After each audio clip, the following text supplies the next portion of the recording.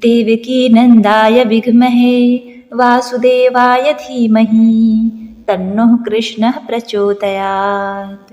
जय श्री राधे कृष्णा। आपका आज का दिन शुभ और मंगलमय हो। कान्हा जी की कृपा आप और आपके समस्त परिवार पर सदा सर्वदा बनी रहे। आज कार्तिक मास शुक्ल पक्ष की तृतीया तिथि है। यह तिथि शिव जी और माता पार्वती द्वारा नियंत्रित होती है। इस पवित्र तिथि को सौभाग्य प्रदायिनी देवी तिथि के नाम से जाना जाता है। तो आज आप श्रवण करेंगे कार्तिक मास महात्म्य के 19वें अध्याय की कथा। हे कल्याणमयी तुलसी, हे सौभाग्यशालिनी विष्णु प्रिय, आपको नमस्कार है। हे मोक्षदायिनी देवी, हे संपत्ति देने वाली देवी तुलसी, आपको बारंबार नमस्कार है। भगवती तुलसी, समस्त आपदाओं से नित्य आप अपने भक्तों की रक्षा करें। बोलिए श्री तुलसी शालिग्राम भगवान की जय हो। तो सबसे पहले आज आप सुनेंगे भक्त और भगवान की कथा। कथा को अंत तक सुनिएगा। अगर आंखें छलछला जाएं या हृदय प्रेम से गदगद हो जाए तो समझ लीजिएगा कि आपके अंदर बैठे ईश्वर तक बात पहुंची है। यह कहानी है कृष्णा की, जो एक मासूम बच्चा था। उसे भगवान कृष्ण अपने बड़े भाई लगते थे। वह बड़े ही भोलेपन से अपने गोपाल भैया को बुलाता था। यह कथा है उस विश्वास की जो हमें ईश्वर से जोड़ता है।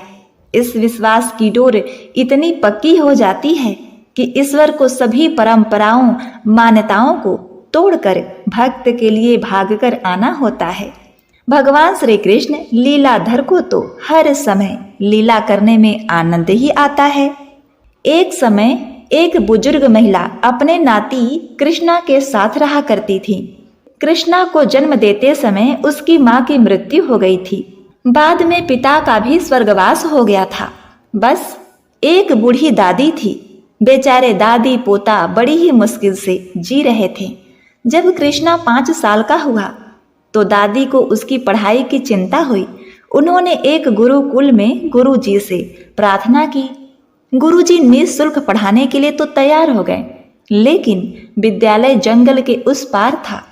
कृष्णा और उसकी दादी जंगल के इस पार गांव में रहा करते थे। जंगल काफी घना था, हिंसक जानवरों से भरा था। कृष्णा गुरुकुल कैसे पहुंचेगा, यही सोचते सोचते दादी लौट रही थी। साथ में कृष्णा भी था। दादी उसे रास्ते भर घर से विद्यालय तक का रास्ता दिखलाती और समझाती आई। कृष्णा तो गुरुकुल जाने के लिए उत्साहित था। बूढ़ी दादी समझाती थी कि जंगल पार करना कितना कठिन है। दादी और पोता घर पहुंचे। अगली सुबह कृष्णा को पाठशाला जाना था। दादी का मन भर आया। उसने कृष्णा को कहा, अगर रास्ते में उसे डर लगे तो अपने गोपाल भैया को पुकारना। कृष्णा ने पूछा, ये गोपाल भैया कौन है? तो दादी ने कहा, यह गोपाल तुम्हारे दूर के रिश्ते का बड़ा भाई है। वह उसी जंगल में गायें चराता है। सहायता के लिए बुलाने पर तुरंत आ जाता है। कृष्णा खुश हो गया कि उसका रिश्ते का एक भाई भी है जो सहायता को आ जाएगा। कृष्णा जंगल में दादी के बताए रास्ते पर बढ़ने लगा, पर आज अकेला था। उसे डर लगने लगा। डर में उसने पुकार लिया, गोपाल भैया तुम कहाँ हो? मेरे सामने आ जाओ, मुझे डर लग रहा है। लेकिन जंगल में उसकी अपनी ही आवाज गूंज गई। 5 साल का छोटा बालक कृष्णा डरता सहमता अपने रास्ते पर बढ़ता रहा। आगे जाकर जंगल और घना हो गया। कृष्णा ने फिर पुकारा, गोपाल भैया तुम कहाँ हो? मुझे डर लग रहा है, आओ। दादी ने तो कहा था कि तुम पुकारते ही चले आओगे। नन्हे से बालक कृष्णा की आवाज में जो विश्वास था, भगवान उसकी उपेक्षा नहीं कर पाए और तत्काल चले आए। कृष्णा को अपने कानों में मुरली की मधुर धुन सुनाई देने लगी। सहसा कृष्णा ने देखा, जो जंगल अभी तक डरावना लग रहा था अचानक मनोरम हो गया। जंगली जानवरों की आवाजें बंद हो गई। उसकी जगह गायों के रंभाने और बछड़ों के किलकिलाने की आवाज आने लगी। बालक कृष्णा ने देखा दूर से एक 15-16 साल का किशोर बांसुरी बजाते हुए उसकी ओर चला आ रहा था। बालक कृष्णा बिना कुछ कहे समझ गया कि यही उसका गोपाल भैया है। आनंद कंद भगवान अपने गोपाल स्वरूप में लीला के लिए एक बार फिर से उपस्थित थे, क्योंकि वे बालक कृष्णा के विश्वास की पुकार थी। उसकी दादी की कृष्ण भक्ति की परीक्षा थी। बालक कृष्णा दौड़कर गोपाल भैया के गले लग गया और उन्हें देखता रह गया। माथे पर मोर मुकुट, पीले रंग की धोती, कंधे पर कंबली और हाथों में हरे बांस की मधुर बंसी, सभी भुवनों में प्रकाशित वो दिव्य स्वरूप बालक कृष्णा की भोली पुकार पर सम्मुख था। कृष्ण ने अधीरतापूर्वक गोपाल भैया से कहा कि वो उसे जंगल पार करा दे, क्योंकि उसे डर लग रहा है। गोपाल हंसे। उनकी हंसी से पूरा जंगल जैसे अलौकिक रोशनी से जगमगा उठा।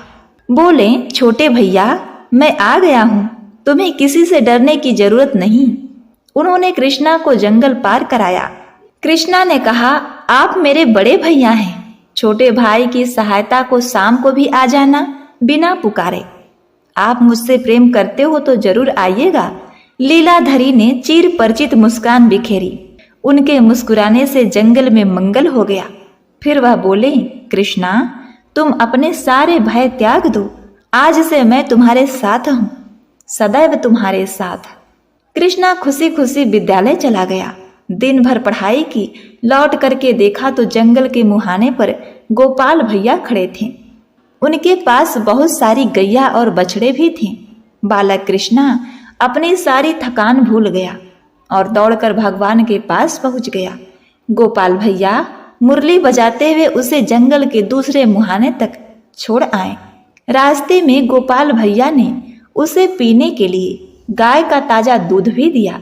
उधर दादी दिन भर बेचैन कृष्णा की चिंता कर रही थी।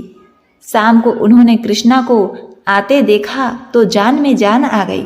उन्होंने पूछा कि आखिर तुम्हें जंगल में डर तो नहीं लगा कृष्णा? कृष्णा ने सारी कहानी बताई। दादी को लगा किसी चरवाहे ने कृष्णा को जंगल पार करा दिया होगा। वह तो सोच भी नहीं सकती थी कि स्वयं लीलाधारी भगवान श्री कृष्ण ही प्रकट हो गए थे। वह रोज का नियम हो गया। कृष्णा को गोपाल भैया विद्यालय से घर और घर से विद्यालय छोड़ा करते थे। एक बार विद्यालय में गुरुजी का जन्मोत्सव मनाया जा रहा था। सभी बच्चों ने तय किया कि वे अपने अपने योगदान से गुरुजी का जन्मोत्सव मनाएंगे।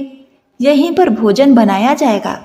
कृष्णा ने गोपाल भैया को भी जन्मोत्सव की बात बताई। भगवान ने कृष्णा के उत्साह को देखकर खुशी जताई। कृष्णा ने दादी से उत्सव के लिए पैसे या कुछ सामान देने की बात कही तो दादी ने बता दिया कि उनके पास कुछ भी नहीं है जो दे सके। आस पड़ोस की दया से तो वो दोनों पल रहे थे। अगले दिन कृष्णा भारी मन से विद्यालय को चला। वह जाना नहीं चाहता था, लेकिन जन्मोत्सव में पहुंचना जरूरी था। रास्ते में गोपाल भैया मिले, लेकिन उन्हें देखकर कृष्णा ने रोज की तरह कोई खुशी नहीं जाहिर की। भगवान से कुछ भी छुपा हुआ नहीं था। उन्होंने भोले बनकर कृष्णा से पूछा, छोटे भैया, तुम दुखी क्यों हो? तो कृष्णा ने अपनी गरीबी की कथा सुनाई।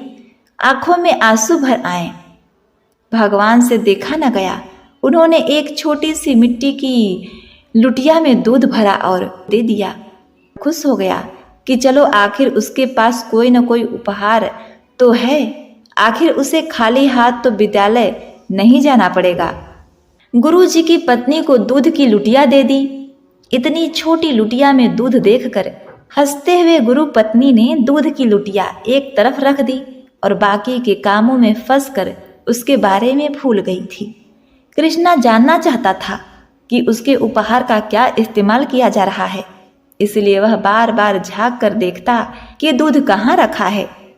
क्या इसे गुरुजी पिएंगे या फिर किसी और काम में आएगा?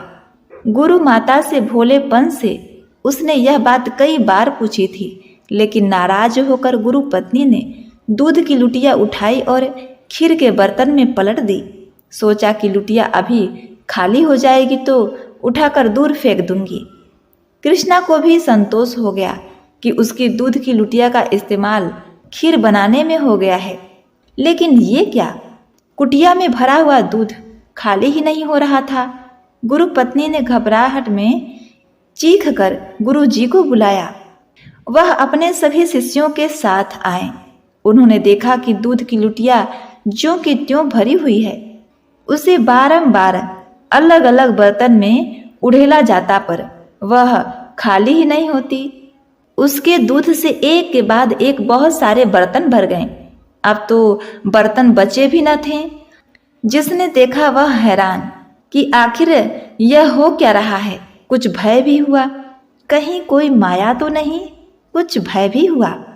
गुरु जी ने कृष्णा से इसके बारे में पूछा तो उसने गोपाल भैया की सारी कथा विस्तार से सुना दी। गुरु जी ज्ञानी पुरुष थे, वह तुरंत समझ गए कि ये लीलाधरी की लीला है। उन्होंने तुरंत कृष्ण के चरण पकड़ लिए और भगवान के दर्शन की इच्छा जाहिर की। बालक कृष्ण ने संध्या काल में लौटते समय गोपाल भैया से अनुरोध किया कि वह गुरुजी और बाकी शिष्यों को भी दर्शन दे, लेकिन भगवान ने उन्हें इस स्वरूप में दर्शन देने से इनकार कर दिया और दूर से ज्योति रूप में दर्शन दिए, जिससे कृष्ण के सभी साथियों सहित गुरु जी का जीवन धन्य हो गया। यह कथा भक्ति आस्था की बड़ी ही सुंदर कथा है, जिसे हम सभी सुनते पढ़ते बड़े हुए। यदि आपका समर्पण भगवान के प्रति हो गया है तो इस कहानी को आप अपने बच्चों को जरूर सुनाइएगा। तो बोलिए ओम नमो भगवते वासुदेवाय नमः। प्रिय भक्तगणों, आइए अब श्रवण करते हैं कार्तिक मास महात्म्य का 19वें अध्याय की कथा। यहाँ तक की कथाएं सुनने के बाद ऋषियों ने कहा, हे सूत जी महाराज, अब कार्तिक शुक्ल अष्टमी जिसे गोपाष्टमी कहते हैं का महात्म्य सुनाने की कृपा कीजिए। सूत जी बोले, हे ऋषियों, बाल अवस्था में भगवान कृष्ण ने कार्तिक शुक्ला अष्टमी से ही गायों को चराने हेतु जंगल ले जाना प्रारंभ किया था। इसीलिए यह अष्टमी गोपाष्टमी कहलाती है। सब मनोकामनाओं की पूर्ति के लिए इस दिन गौओं का पूजन करके गायों की प्रदक्षिणा करें और फिर गौ के पीछे पीछे कुछ दूर तक चलें। इस दिन कृष्ण भगवान की परम प्रिया श्री राधा जी के नाम से विख्यात राधा कुंड में स्नान करके जो व्यक्ति श्री कृष्ण भगवान का पूजन करता है उसके संपूर्ण पाप नष्ट हो जाते हैं। गोपाष्टमी के दिन की महिमा का वर्णन करते हुए सूत जी ने आगे कहा, इस दिन सायंकाल गोधूली के समय गौओं के पीछे पीछे चलने से अनेक जन्मों के पाप समूल नष्ट हो जाते हैं। इस दिन गौ का दान करने से असंख्य गौओं के दान का फल मिलता है और गाय की सेवा करने से परम पद की प्राप्ति होती है। यदि संयोगवश इस दिन सायंकाल के समय श्रवण नक्षत्र हो तो यह जयंती योग होता है। जयंती योग युक्त गोपाष्टमी को स्नान दान आदि करने से मनुष्य निश्चय ही मोक्ष को प्राप्त होता है, इसमें संदेह नहीं। इस प्रकार से सूत जी ने ऋषियों को कहा। एक बार ऐसे ही कार्तिकेय जी ने कार्तिक मास में शालिग्राम जी के पूजन का विधान और महात्म पूछा। कार्तिकेय जी ने भगवान से कहा कि आप योगियों में श्रेष्ठ हैं। मैंने आपके मुख से सर्व धर्मों का श्रवण किया। प्रभु, अब शालिग्राम पूजन की विधि का विस्तार से वर्णन कीजिए। महादेव जी बोले, महामते, तुमने बहुत ही उत्तम बात पूछी है। वत्स, तुम जो कुछ पूछ रहे हो उसका उत्तर देता हूँ, सुनो। शालिग्राम में सदा चराचर प्राणियों सहित समस्त त्रिलोकी लीन रहता है। जो शालिग्राम शिला का दर्शन करता, उसे मस्तक छुआता, स्नान करता और पूजन करता है, वह कोटि यज्ञों के समान पुण्य तथा कोटि गोदान का फल पाता है। बेटा, जो पुरुष सर्वदा भगवान विष्णु की शालिग्राम जी का चरणामृत पान करता है, उसके गर्भवास के भयंकर कष्ट का नाश कर दिया। जो सदा भोगों में आसक्त और भक्ति भाव से हीन है, वह भी शालिग्राम जी का पूजन करके भगवत स्वरूप हो जाता है। शालिग्राम शिला का स्मरण, कीर्तन, ध्यान, पूजन और नमस्कार करने पर कोटि कोटि ब्रह्म हत्याओं का पाप नष्ट हो जाता है। शालिग्राम शिला का दर्शन करने से अनेक पाप दूर हो जाते हैं। जो मनुष्य प्रतिदिन शालिग्राम जी की पूजा करता है उसे न तो यमराज का भय होता है और न मरने या जन्म लेने की। जिन मनुष्यों ने भक्ति भाव से शालिग्राम जी को नमस्कार मात्र कर लिया, उसको तथा मेरे भक्तों को फिर मनुष्य योनि की प्राप्ति कैसे हो सकती है? वे तो मुक्ति के अधिकारी हैं। जो मेरी भक्ति के मंडप में आकर मेरे प्रभु भगवान वासुदेव को नमस्कार नहीं करते, वे पाप से मोहित हैं। उन्हें मेरा भक्त नहीं समझना चाहिए। करोड़ों कमल पुष्पों से मेरी पूजा करने पर जो फल होता है वही शालिग्राम शिला के पूजन से कोटि गुना होकर मिलता है।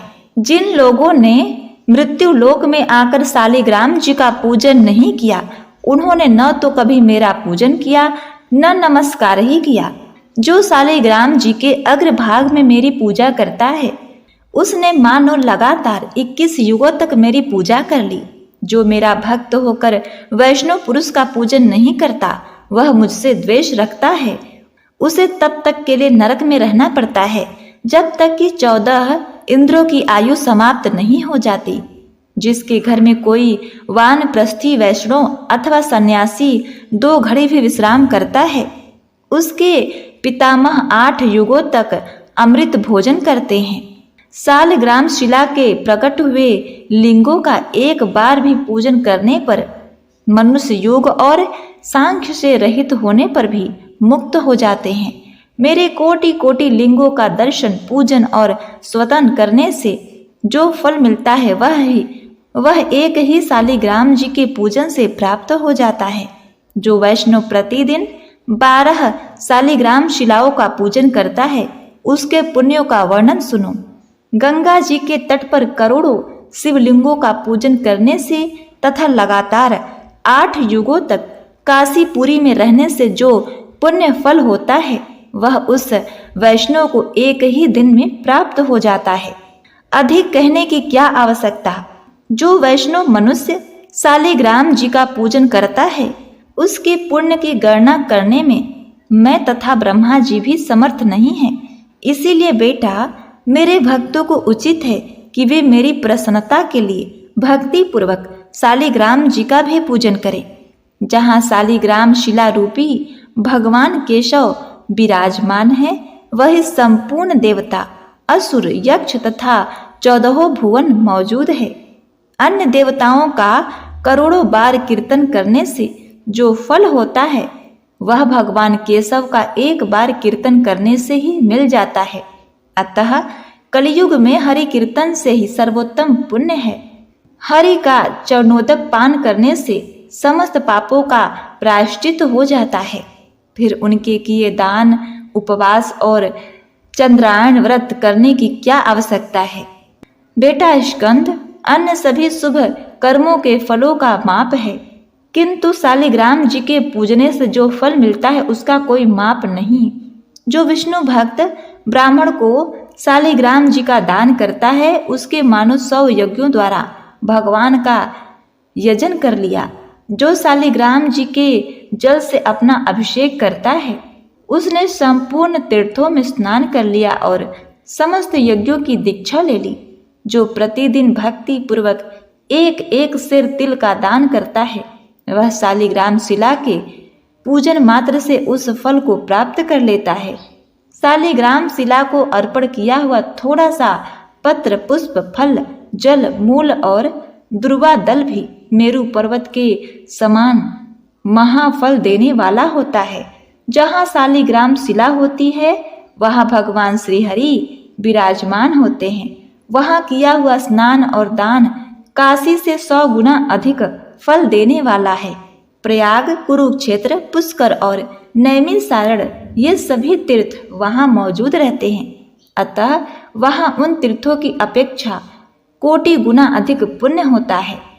काशी में निवास करने वाला मोक्ष रूपी महान फल भी वहाँ सुलभ होता है। जहाँ शालिग्राम शिला से प्रकट होने वाले भगवान शालिग्राम तथा द्वारका से प्रकट होने वाले भगवान गोमती चक्र हो तथा जहाँ इन दोनों का संगम हो गया हो तो वहाँ निसंदेह मोक्ष की प्राप्ति होती है। शालिग्राम शिला के पूजने में मंत्र जप, भावना, स्तुति अथवा किसी विशेष प्रकार के आचरण का बंधन नहीं है।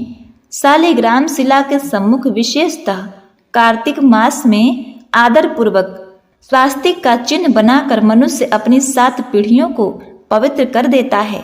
जो भगवान केशव के समक्ष मिट्टी अथवा गेरू आदि से छोटा सा भी मंडप चौक बनाता है वह कोटि कल्पों तक दिव्य लोक में निवास करता है।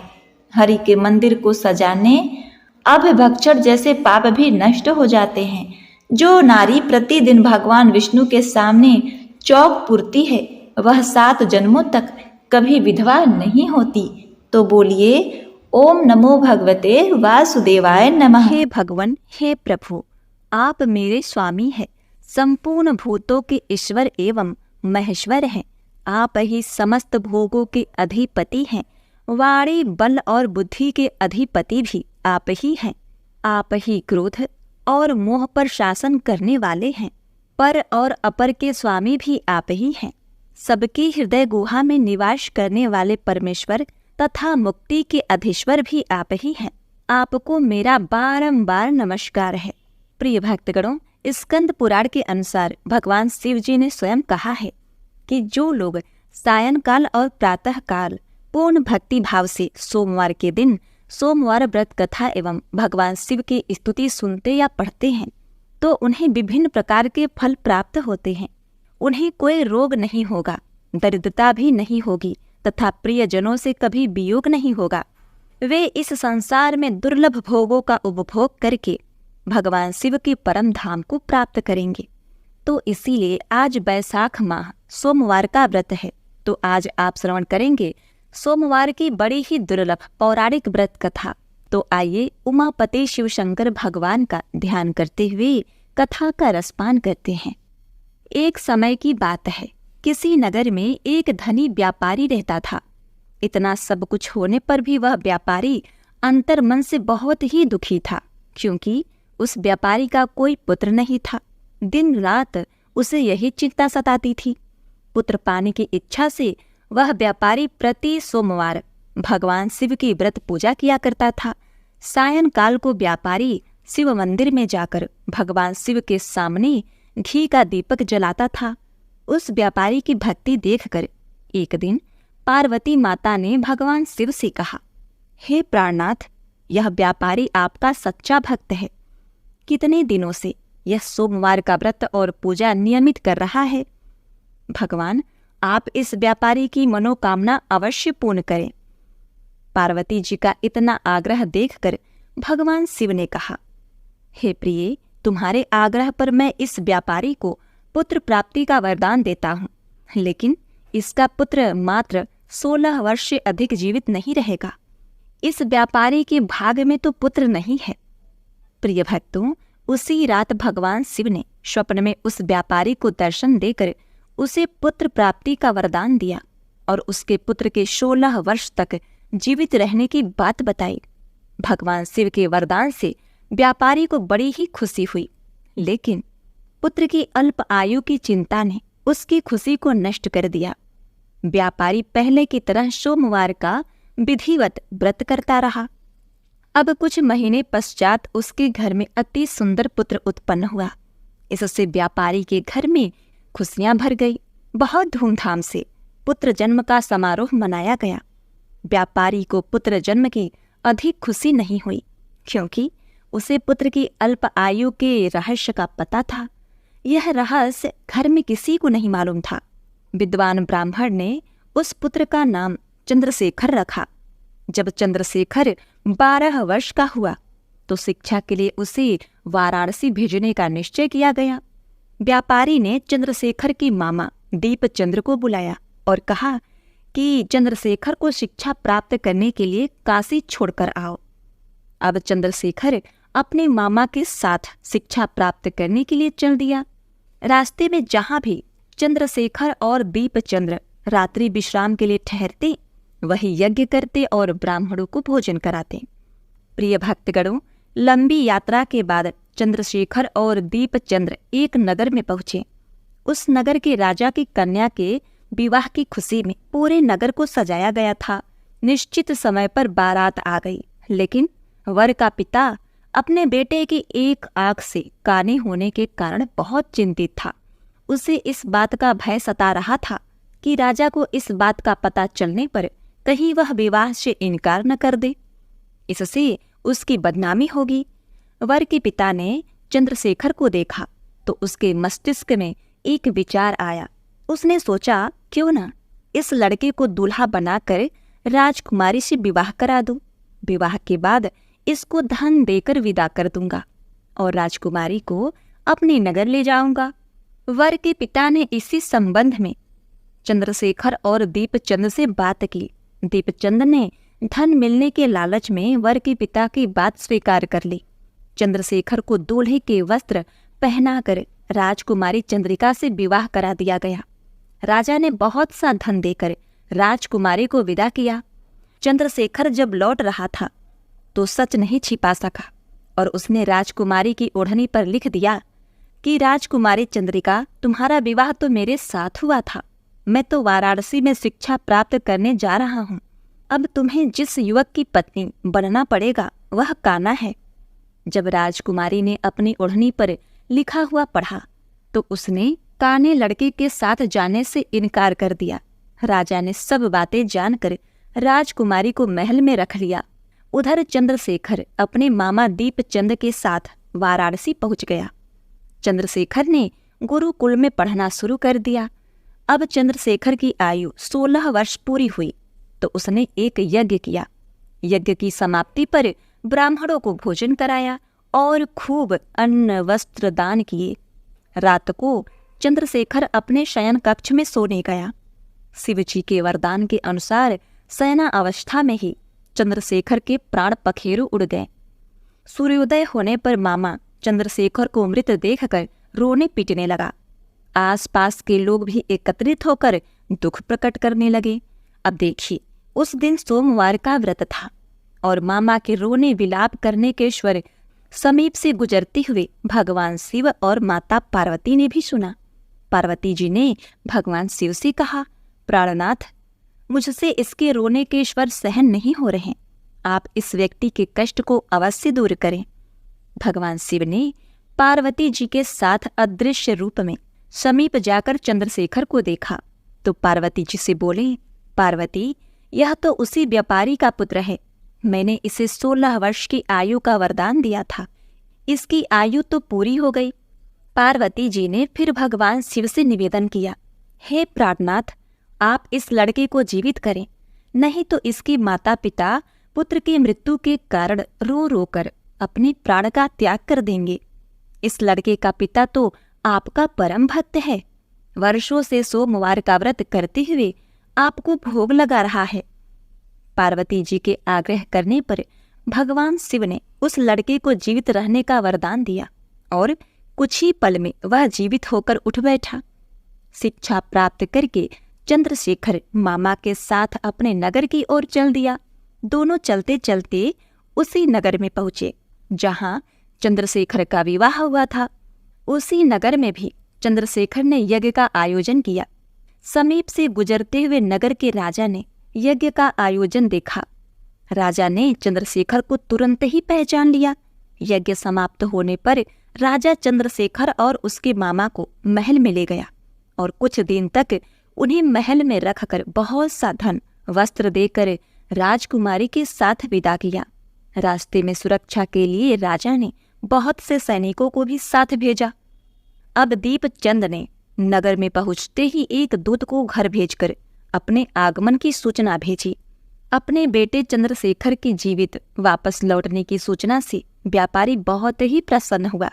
प्रिय भक्तों, उस व्यापारी ने अपनी पत्नी के साथ स्वयं को एक कमरे में बंद कर रखा था। भूखे प्यासे रहकर व्यापारी और उसकी पत्नी बेटी की प्रतीक्षा कर रहे थे, क्योंकि उन्होंने प्रतिज्ञा कर रखी थी कि यदि उन्हें अपने बेटे की मृत्यु का समाचार मिला तो दोनों अपने प्राण त्याग देंगे। व्यापारी बहुत प्रसन्न हुआ। सोमवार का व्रत करने से व्यापारी के घर में खुशियां लौट आई। शास्त्रों में लिखा है, जो स्त्री पुरुष सोमवार का व्रत विधि पूर्वक करते हैं और व्रत कथा सुनते हैं, उनकी सभी प्रकार की मनोकामनाएं पूरी होती हैं। तो बोलिए पार्वती पते हर हर महादेव, जय हो शिव शंभू।